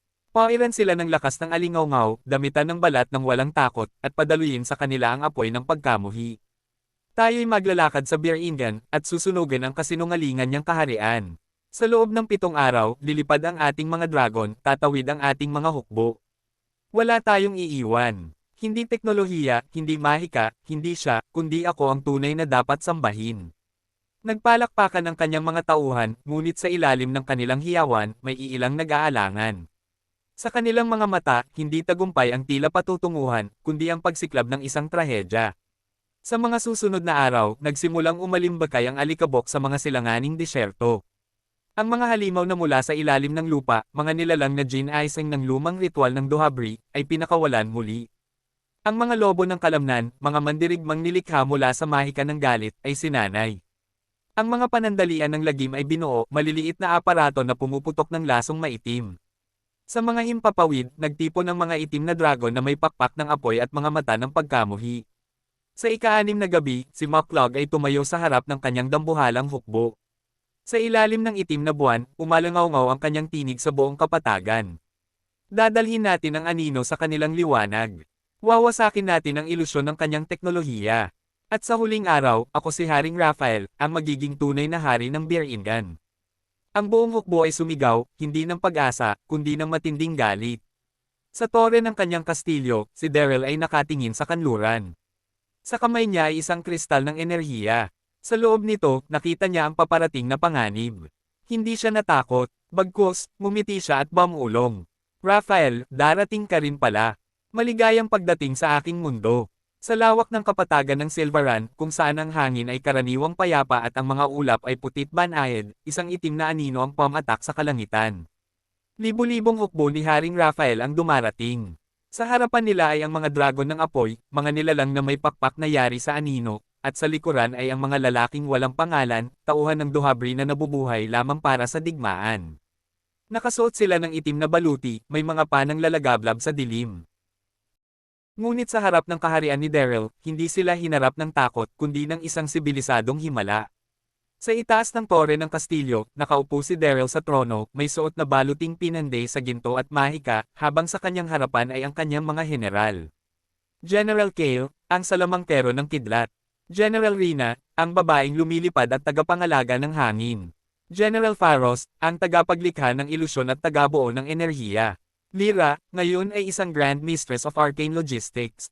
At Selmira, nakasuot ng baluting asul, tagapagtanggol ng espesyaliyahan at alyansa ng mga kaharian. Isinampa ni Daryl ang kanyang mapa ng labanan, isang digital scroll na nilikha mula sa pinag-isang teknolohiya at mahika. Sa isang utos, lumitaw ang kanyang mga depensa. Kanya ng plasma na nakakabit sa mga tore. Mga bombang may sigla na inihalo sa pulbere at mahika. Floating turrets na kontrolado ng mga salamangkero. Shield domes na bumabalot sa lungsod. At ang pinakamalaki, ang Dome of Wisdom, isang dambuhalang enerhiya na may kakayahang pigilin ang anumang uri ng pagsalakay. Bawat mamamayan ng lungsod ay may gampanin. Ang iba'y nagluluto ng pagkain para sa mga mandirigma, ang iba na may tagapangalaga ng mga sugatan. Ang mga bata ay isinilid sa ilalim ng kastilyo, sa isang lihim na lugar na kayang tumagal ng 3 buwang walang pagkain mula sa labas. Sa isang sigaw mula sa mga bundok, umatake ang hukbo ni Haring Raphael. Sa itaas ng himpapawid, dumamba ang mga dragon, ngunit agad itong sinalubong ng Aero Force units, lumilipad na unit na may pakpak na metal at binabantayan ng mga salamangkero. Sumambulat ang liwanag sa langit. Ang unang dragon ay bumagsak, bumalot sa mga tauhan ni Moklog ng apoy. KALASAG ng apoy, pababa, sigaw ni General Kale. Mula sa langit, bumagsak ang mga sibat ng kidlat, diretso sa mga tangke ng kalaban. Ang mga mandirigma ng Dohabri ay nagsimulang umatras. Pero may bago silang sandata, mga halimaw ng abo, 6 na braso, at may galame na sumisipsip ng enerhiya. Ngunit hindi nagpatalo ang kaharian ni Daryl. Sa isang hudyat, lumitaw si Selmira sa gitna ng labanan, dala ang isang makinang espada na kumikislap ng bughaw.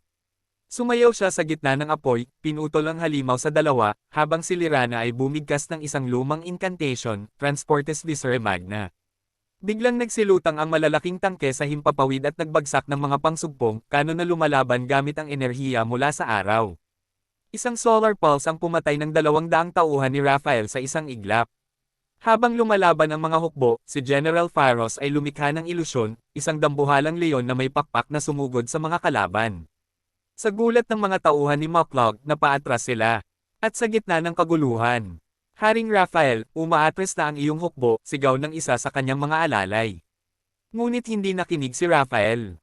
Sumigaw siya ng huling sumpa at sinubukang pasabugan ang kastilyo gamit ang kanyang sariling mahika. Subalit doon lumabas si Daryl, hawak ang isang makapangyarihang aparato, isang void staff na kayang lunurin ang mahika sa limot. Ang dilim mo, Raphael, ay wala sa katotohanan, kundi sa takot mong mawala ng lugar sa bagong mundo.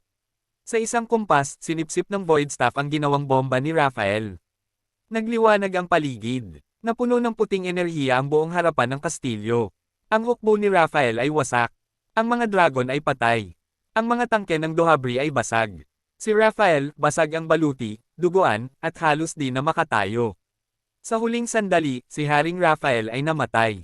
Sa gitna ng papalayong ulap ng usok at alab ng kagitingan, matapos ang tagumpay ng kaharian ni Daryl laban sa libo-libong sundalo ni Haring Raphael, muling sumikat ang araw sa ibabaw ng Bir Ingan, at tila ito'y mas maliwanag kaysa dati. Ang mga pader ng kastilyo ay kumikislap sa sinag ng araw, ang mga gintong palamuti ng toreng bakal ay kumikinang sa bawat pagdampi ng hangin, at ang lupa'y tila umaawit ng tagumpay. Ang kaharian ni Haring Raphael ay nasa pailalim ni Daryl at ang mga kayaman nito ay napunta sa kanya, isang sigawan ang maririnig sa buong nayon ng tagumpay. Matapos ang digmaan nagkaroon ng salusalo. Ito'y isang engranding piging na hindi pa kailanman nakita sa buong mundong iyon. Ang plasa ng kaharian ay pinalamutian ng mga lumilipad na parol, isang kombinasyon ng sining mula sa mundo ni Daryl at mahikang may sariling isipan. Ang mga mesa ay tila walang hangganan sa haba, at sa ibabaw nito ay nakalagay ang mga putahe ng dalawang mundo, ang adobo na may lagusan ng bango, ang tinulang may sabaw na nagliliwanag, ang sinigang na may pagkaasim na kayang magbukas ng alaala ng 100 taon. Nagmarcha ang mga alagad ni Daryl, suot ang makabagong armor, yari sa pinaghalong titanium at bakal ng Bir Ingan, pinatibay ng mga ron ng depensa.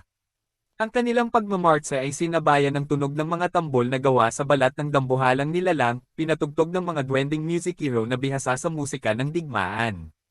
Si Daryl, nakaupo sa kanyang trono, hindi yari sa ginto kundi sa isang sintetikong bakal na pinanday sa mundo ng siyensya at sinaniban ng mahikang elemental. Sa kanyang tabi, si Lyra at si Selmira, kapwa kanyang mga tagapayo, ay nakasuot ng maharlikang baluti na may mga simbolo ng pagkakaisa. Sa unang araw matapos ang digmaan, hindi lang mga palakaibigan ang dumalaw. Sa pamamagitan ng mga ibon ng ulap, mga salamin ng pangitain, at bulong ng hangin, ang balita ng pagkatalo ni Haring Raphael ay mabilis na kumalat sa 4 na dako ng mundo.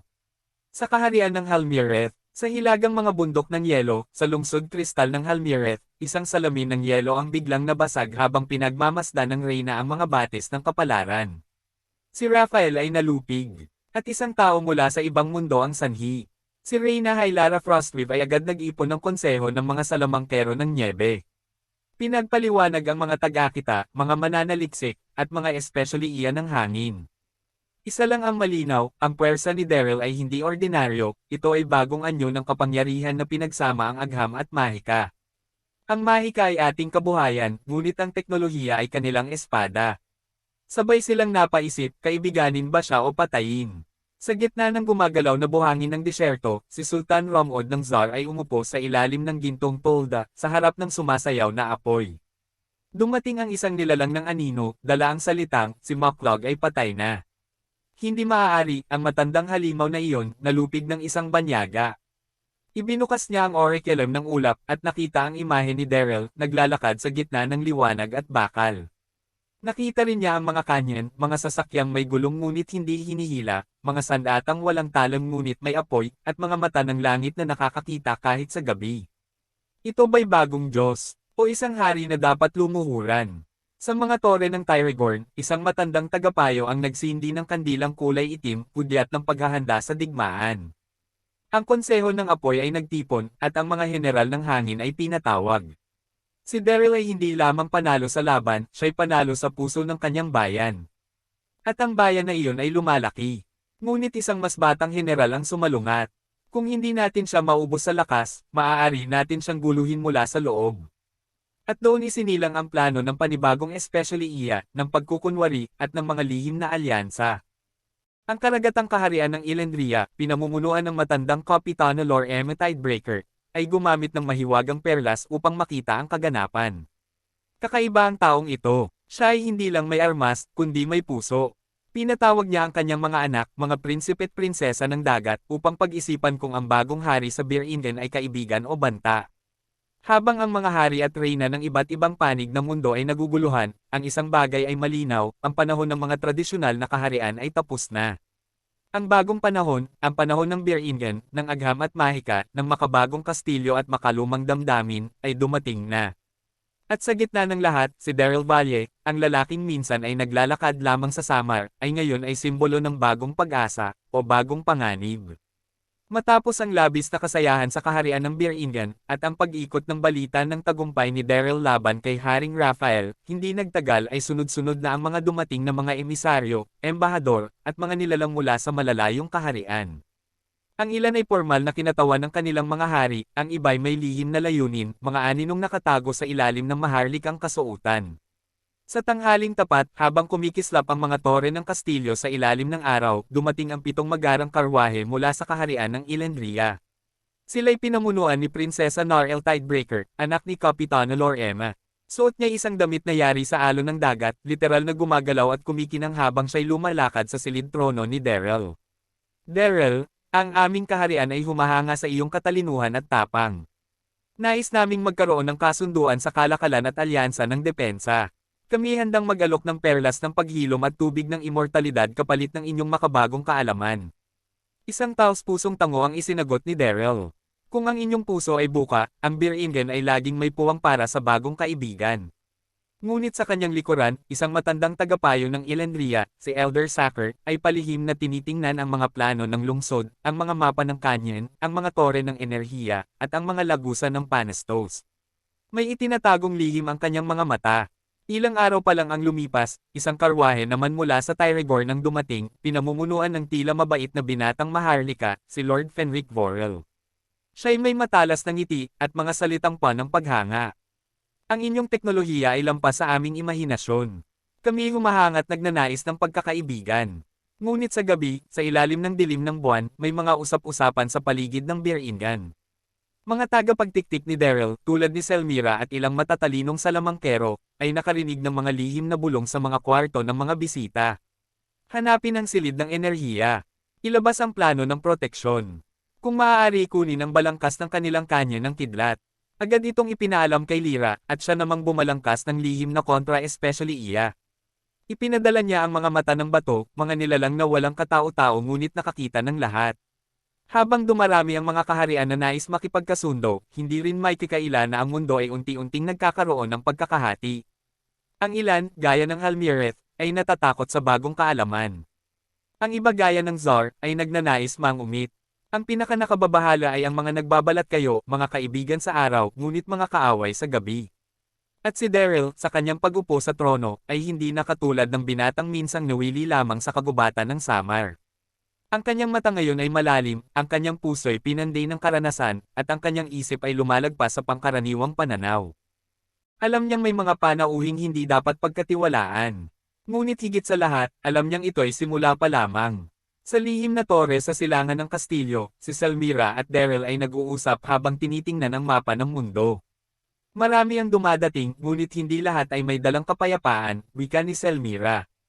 Tumango si Daryl. Kaya't kailangan nating palakasin ang loob ng kaharian, hindi lamang sa mga sandata, kundi sa karunungan, sa puso ng bayan, at sa pagkakaisa ng mga tunay na kaalyado. Habang ang kaharian ng Biringen ay patuloy na sumisiklab sa sinag ng kaunlaran, si Daryl ay lalong naging abala sa pagpapalawak ng kanyang kaalaman at kapangyarihan. Alam niyang sa likod ng mga ngiting ibinabato sa kanya ng mga bisitang kaharian, may mga aninong bumabalot sa gabi. Kaya't nagpasya siyang buuin ang pinakamatibay na haligi ng kanyang pamumuno, ang konseho ng mga matatalino. Sa ilalim ng mataas na silid-aklatan sa tore ng kanyang kastilyo, binuo ni Daryl ang konseho. Pinili niya ang mga nilalang na hindi lamang bihasa sa mahika, kundi may kakayahan ding unawain ang agham ng kanyang pinanggalingang mundo. Nariyan si Elandor, isang salamangkero ng hangin na may kapangyarihang bumasa ng mga hangin ng hinaharap, si Merikwal, tagapag-ingat ng mga alituntunin ng sinaunang mundo, si Lyra, ang punong tagapag-ugnay ng mamamayan, at si Selmira, na ngayon hindi na lamang especially iya, kundi tagapayo, at taong palaging nandoon sa likod ng trono ni Daryl. Ang mga kaalaman sa teknolohiya mula sa mundo ni Daryl ay unti-unting naipasa sa konseho sa tulong ng mahiwagang tablet ng katalinuhan, isang mahiwagang kasangkapan na nalikha gamit ang mahika at makabagong sistema ng pag-iimbak ng kaalaman.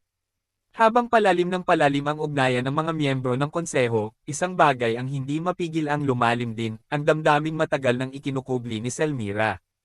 Isang gabi, matapos ang mahabang pulong ukol sa pagtatayo ng mga tagong labanan at lab ng mahika, si Daryl ay nanatili sa tore upang pagmasdan ang mga bituin.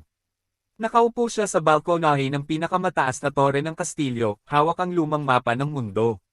Dumating si Selmira, tahimik, tandem ang 2 tasa ng mainit na inumin mula sa dahon ng nami, na kilala sa Bear Indian bilang tiyaan ng katotohanan. Tahimik silang nagkasalo habang pinagmamasdan ang kalangitan. Hindi ko inasahan na mararating ko ito, bulong ni Daryl, titig sa mga bituin. Ako man, sagot ni Selmira. Hindi ko akalaing, ikaw ang pipiliin kong panindigan. Tumitig si Daryl sa kanya. May kakaibang init sa kanyang mga mata, hindi kapangyarihan, hindi responsibilidad. Isa iyong damdamin ng pagpapakumbaba, ng pangangailangan, at higit sa lahat, ng pagmamahal. Selmira, sa kabila ng lahat, ikaw ang palaging nandoon. Sa oras ng panganib, ng pagdududa, ikaw ang katahimikan ko. Tumulo ang luha sa pisngi ni Selmira. Hindi mo alam kung gaano katagal ko itong itinago, Daryl. Hindi bilang tagapayo, hindi bilang especially iya, kundi bilang isang babaeng unti-unting nahulog sa haring may puso hindi lang para sa kaharian, kundi sa bawat nilalang dito. At sa ilalim ng liwanag ng 3 buwan ng Bear Ingen, si Daryl at Selmira ay naglapit, ang kanilang mga palad ay magkahawak, at ang kanilang mga labi ay nagtagpo sa isang halik na puno ng pangako. Hindi ito halik ng simula, kundi halik ng 2 kaluluwang sa wakas ay natagpuan ang isa't isa sa gitna ng gulo at lihim. Simula ng gabi ring iyon, mas naging matatag ang loob ni Daryl. Mas naging matalim ang kanyang desisyon. At si Selmira na may magandang katawan at malulusog na dibdib na at pinakamagandang prinsesa, siya na ngayong ang unang tinatanong sa mga pulong, ang tanging pinapayagang makapasok sa silid ng hari kahit 10 oras ng gabi. Ang mga mamamayan ng Bear Ingen ay humahanga sa kanila, hindi dahil sa kapangyarihan o titulo, kundi dahil sa katapatan ng kanilang pagmamahalan. Matapos ang matinding digmaan laban sa hukbo ni Haring Raphael, isang laban ng POM unit sa katahimikan ng buong Bear Ingen, nagbukas ng bagong kabanata ang mahiwagang lupain. Ang mga labi ng laban ay nilinis ng mga manggagawa, habang ang kalangitan ay tila sumasaludo, malinaw at maliwanag, parang isang bagong umagang hindi natatakasan ng liwanag. Ngunit higit sa lahat, isang matinding damdamin ang bumalot sa buong kaharian, pagkilala. Pagkilala sa isang lalaki, isang dayo mula sa mundong materyal, na naging tagapagtanggol, gabay, at tagapagbigay liwanag sa isang lupang nalugmok sa kahirapan at takot. Si Daryl Valle. Kinabukasan matapos ang tagumpay, tinipon ng konseho ng matatalino, mga albularyo, manggagaway, at punong maharlika ang kanilang sarili sa silong ng dakilang punong mahika, isang punong nakatayo sa gitna ng sinaunang liwasan, na sinasabing kusang tumutubo lamang kung may tunay na pinuno sa lupain. Habang ang mga liwanag ng araw ay lumulusot sa makakapal na dahon ng punong iyon, isang tinig ang lumitaw, hindi mula sa isa sa kanila, kundi mula sa mismong kalikasan. Ang araw ng pagbabagong panibago ay sumapit. Ang tinig ng bayan, ang tibok ng lupa, at ang pintig ng mahika ay iisa. Iluklok ang liwanag sa trono. Ibalik ang korona sa karapat-dapat. At gaya ng napagkasundoan ng lahat, sa pamamagitan ng sigaw ng bayan, ng pagkakaisa ng mahika, at ng kumpas ng tadhana, napagpasyahan na si Daryl Valle ang gawing hari ng Bear Ingen. Ilang araw ang lumipas na ang buong kaharian ay naging isang dambuhalang kasangkot sa iisang misyon, isang koronasyong hindi pa kailanman nasaksihan sa buong kasaysayan ng Bear Ingen. Ang mga dakilang manggagawa ay nagtayo ng engranding entablado sa gitna ng lumulutang na plaza, na suportado ng mga lumilipad na bato, pinapagana ng sinaunang mahika. Sa bawat kanto, may nakalutang na mga kristal na nagsilbing mga ilaw na sumasayaw ayon sa musika ng hangin. Ang mga pinakamagagandang tela mula sa kaharian ng Alakar ay dinala, manipis na telang may berdang ginto na nagliliwanag sa gabi. Isang trono na inukit mula sa puso ng punong akasya ng sagradong gubat ay itinayo, binudbura ng mga alikabok ng bituin at binasbasa ng mga diwata. Dumating ang araw ng koronasyon. Ang langit ay tila nagpinta ng liwanag. Waring ang mga ulap ay kusang umilag upang hayaang may sinagan ng araw ang kaharian. Sa dambuhalang plaza ng Bear Ingen, nagsidatingan ang mga maharlika, salamangkero, pinuno, at mamamayan mula sa iba't ibang lupain. Ang kanilang mga kasuotan ay makukulay, at bawat isa ay may bitbit na regalo bilang paggalang sa bagong hari. Mula sa tore ng kastilyo, lumakad pababa si Daryl, suot ang isang balabal na hinabi mula sa pilak ng Bear Ingen at tela mula sa kanyang mundo, isang pagsasanib ng 2 kaharian. Habang siya'y naglalakad sa gitna ng mga taong nakahanay, ang mga tagapagsalaysay ng kaharian ay inawit ang kanyang mga nagawa.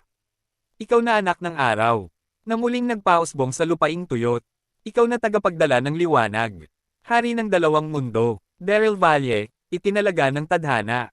Pagdating niya sa gitna ng entablado, dala ng punong matanda ng konseho ang korona ng apoy at ulap, isang gintong korona na may sumisingaw na liwanag, gawa sa sangkap mula sa langit at lupa, na isinaboy sa bangin ng panahon. Sa ngalan ng mahika, ng agham, ng puso ng bayan at ng dugo ng mga ninuno. Ikaw ay itinatalaga naming hari ng Biringan. At sa pagtama ng korona sa kanyang ulo, isang dambuhalang liwanag ang bumalot sa buong lungsod, parang hugis araw na pumutok mula sa kanyang katawan. Mismong kalikasan ay tila lumuhod, ang mga ibon ay pumalibot, ang mga halaman ay sumayaw, at ang hangin ay pumalakpak. Pagkatapos ng koronasyon, isang buong araw at gabi ang inilaan sa kasiyahan.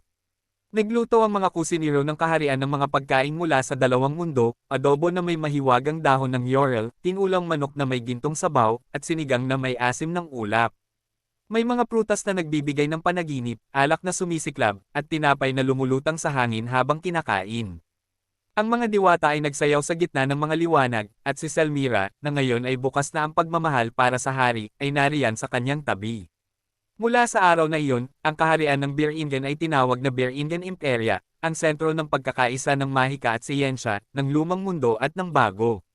At sa gitna nito, isang hari na minsang hindi pinaniwalaan, ngunit ngayon ginagalang ng lahat, Daryl Valle, ang hari ng liwanag. Salamat sa pakikinig. Kung hindi ka pa nakasubscribe, pindutin mo na yan. May mga bagong kwento pa tayong pagsasamahan, kaya abangan mo ako sa susunod.